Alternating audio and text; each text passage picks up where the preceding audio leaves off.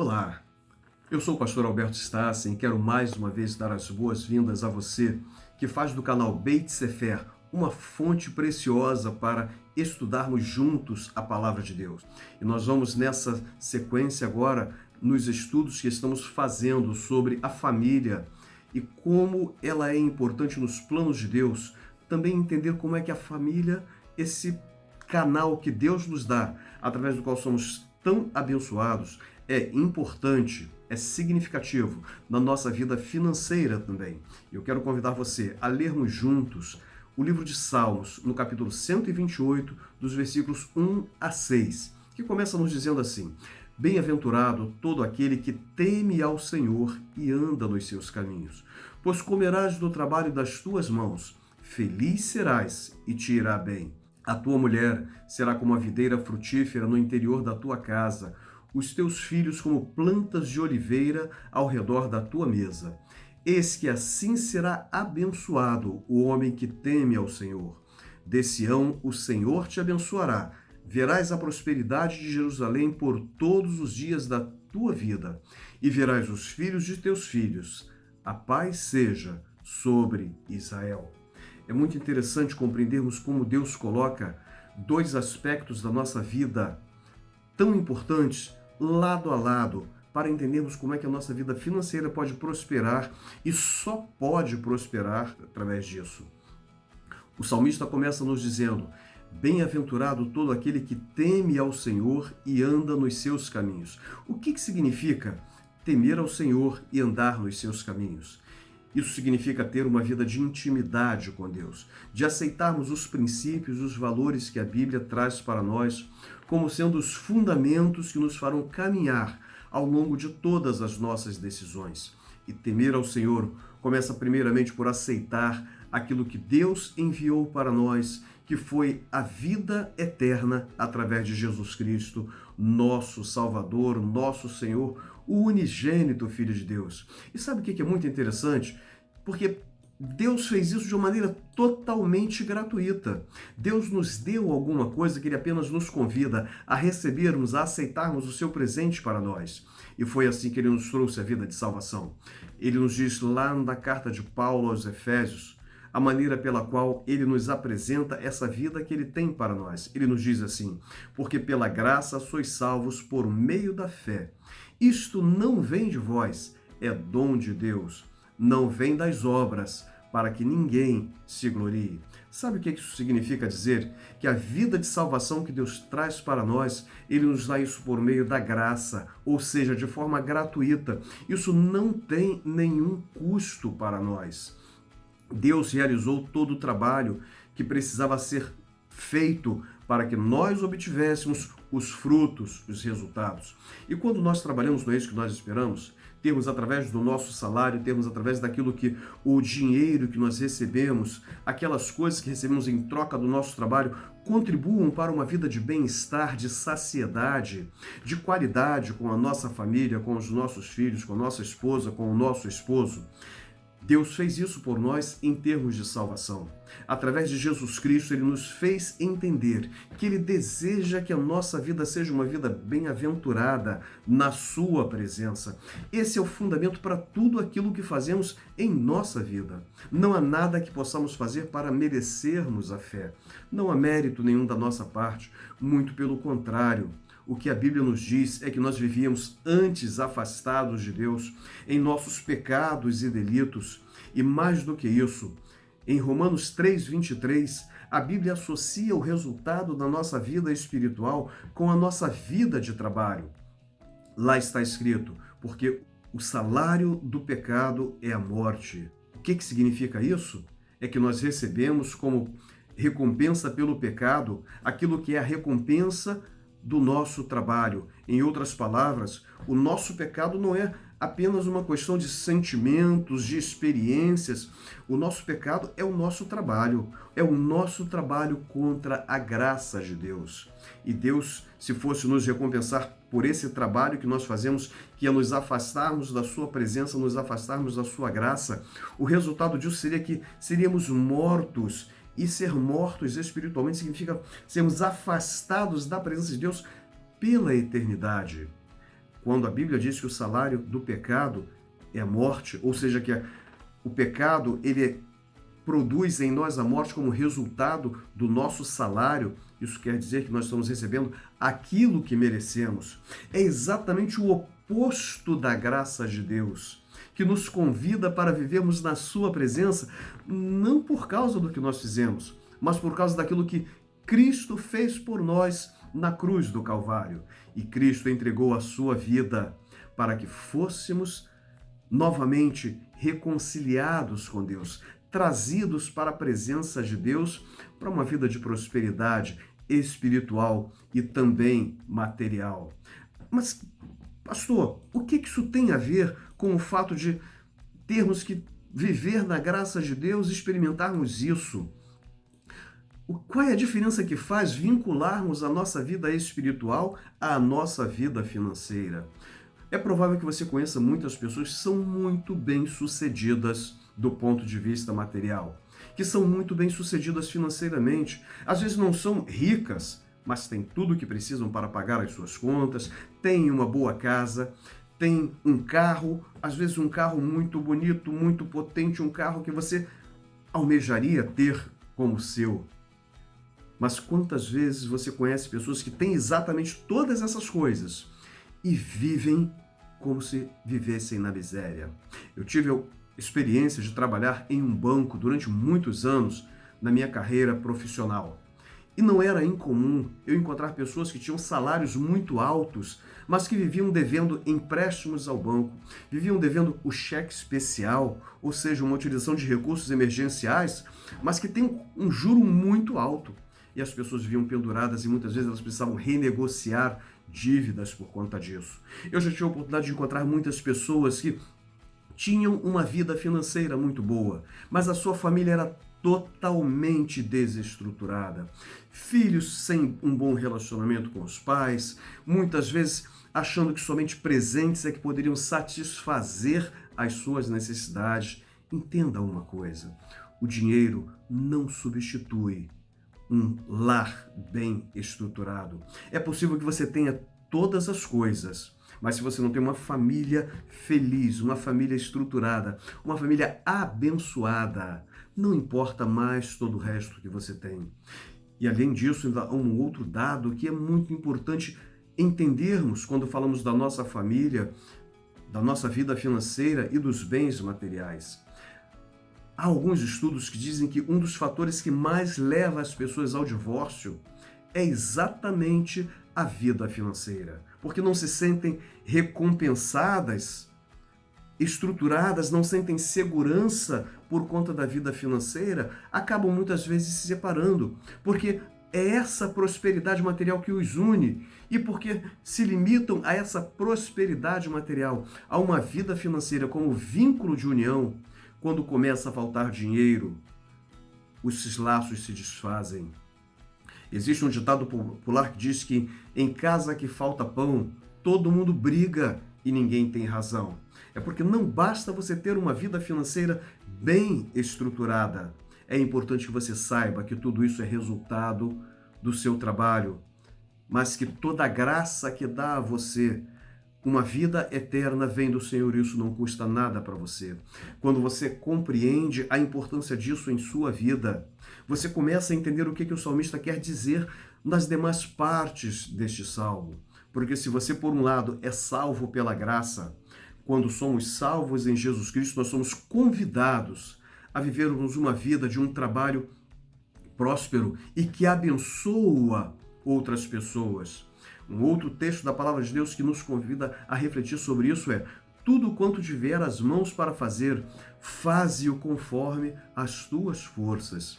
Isso quer dizer que você não precisa ser melhor do que ninguém.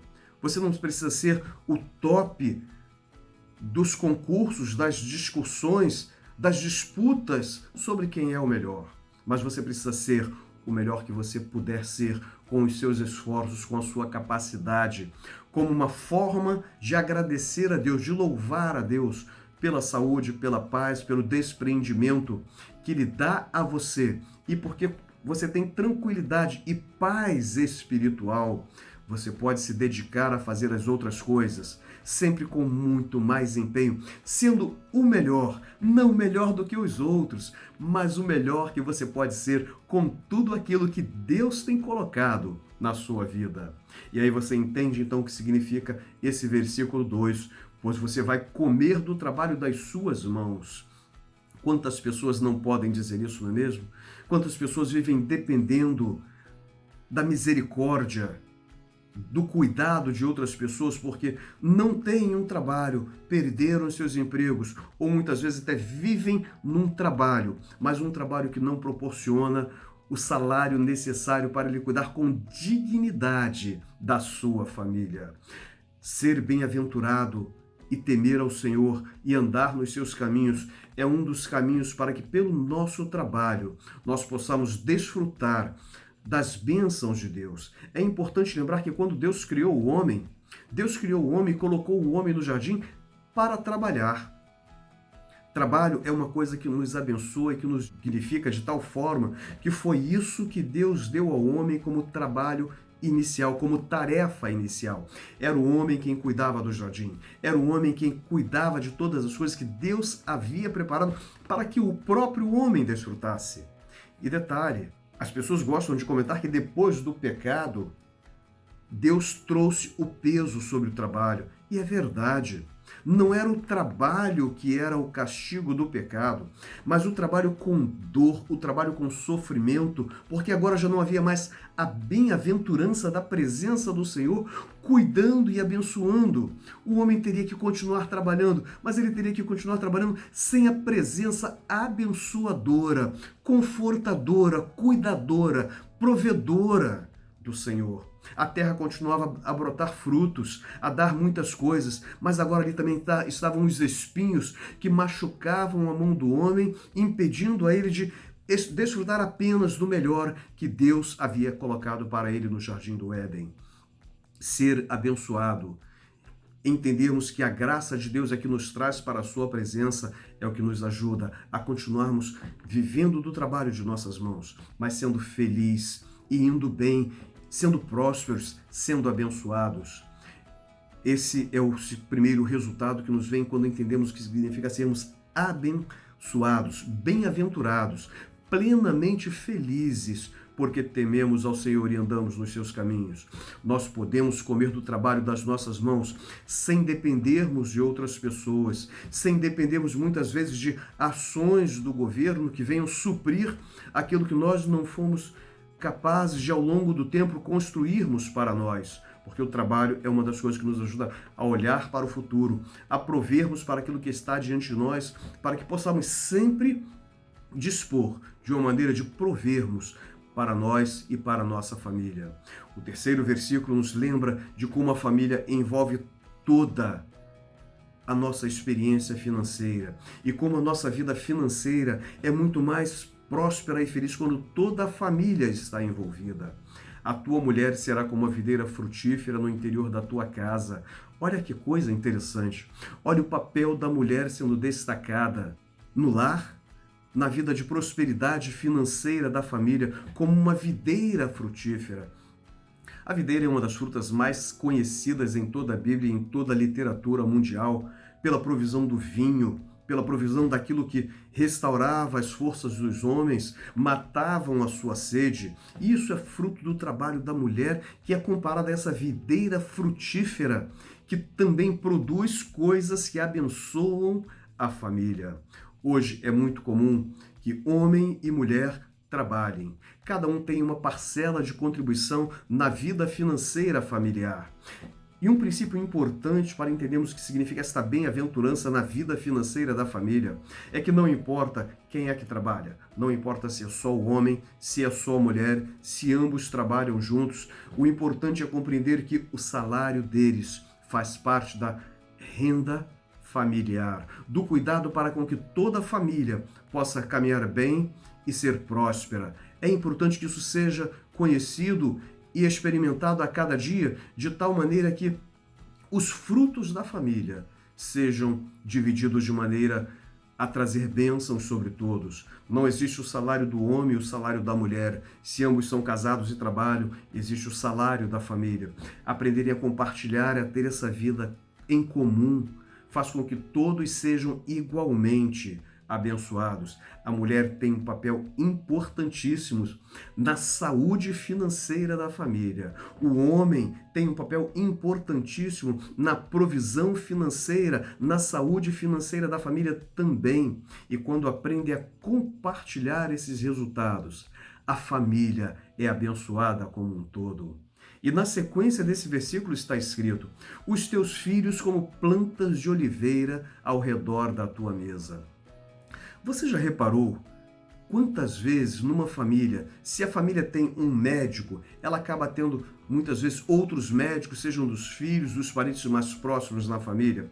Se é uma família de empresários, você acaba tendo outros empresários, outros empreendedores também na família. Se é uma família de engenheiros, de professores, não importa qual é a profissão.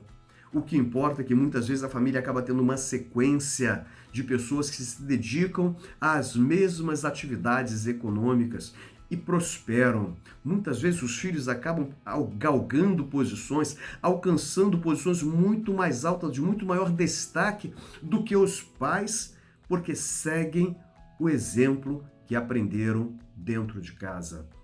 Em outras palavras, a educação financeira, ela começa no lar. São os filhos aprendendo com os pais como lidar com o dinheiro, como poupar, como economizar, como investir, como tomar decisões do que comprar, do que não comprar, do que fazer com aquilo que é razão da prosperidade financeira e espiritual de toda a família. Então, se você tem filhos, aproveite essa grande oportunidade. Ensine os seus filhos a como viverem uma vida financeira espiritualmente saudável. Abençoe os seus filhos através dos seus conhecimentos, da sua experiência, da sabedoria que ao longo do tempo você adquiriu ao saber como relacionar bem a sua vida com Deus, que pela graça te trouxe para perto dele, abençoando outras pessoas através do resultado do seu trabalho.